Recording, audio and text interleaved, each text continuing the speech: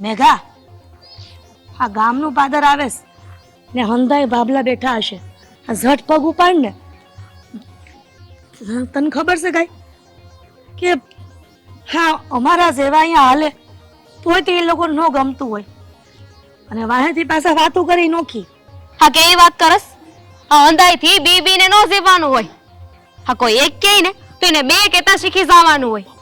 એમય તે હવે તારું પક્ષ લેવા વાળું કોઈ નથી એટલે તારે તારી જાત હાટો હાથે જ લડવું પડશે. હું શું જો મેં કીધું ને એ ધ્યાનમાં લેજે. તારે તારી જાત હાટું જ લડવું પડશે. આ બધાથી બીબીને હું રહેવાનું હોય? આ તારા ઘરે રોટલા નાખી જાય છે? ધીમે બોલ ધીમે.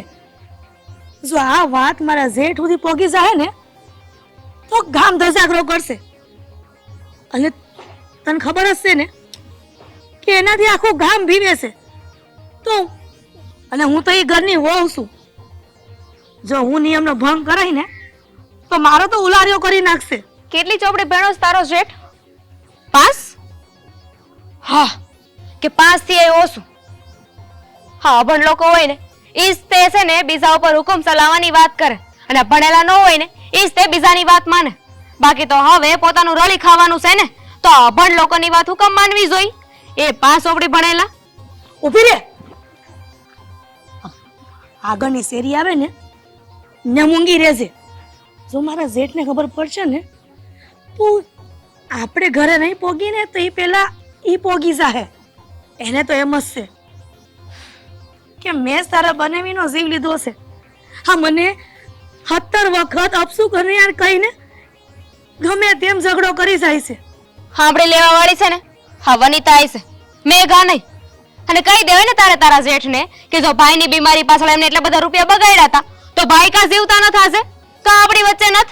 અને તારો જેઠ એમ કહે છે ને કે તું અપશુકન્યાળ છો તો એને કહી દેજે કે અપશુકન્યાળ હોત ને તો અત્યાર સુધી રાહ નો જોત. સૌથી પહેલા એનો જીવ લેત. બોલતી નહીં કાંઈ. અને મારા હમસે મૂંગી રે. નામ જો આગળ જાતા એની ખડકી આવે છે એની આમ જોતી નહીં. નગર જો ખબર પડશે ને તો વાહે વાહે આવશે અને કહે કે આ વિધવાની ત્યાં કોણ મહેમાન આવ્યું છે. હા મારું હાલે ને તો તારા જેઠને ધોકો લઈને ન્યાય પાડી દો. એની જીભ ખેંચી લો. અને આ વખતે જો તારો જેઠ તને ઘરે પૂછવા આવ્યો છે ને કે કોણ ઘરે મહેમાન આવ્યું છે કે મારી સામે ફરકો છે ને તો જોઈ લેજે. એમય તે તારે એકનું એ રહું ને બેનું એ રહું ને. આ વખતે આવીશું તો 3 કામે કારે કરતી જ જાઉં.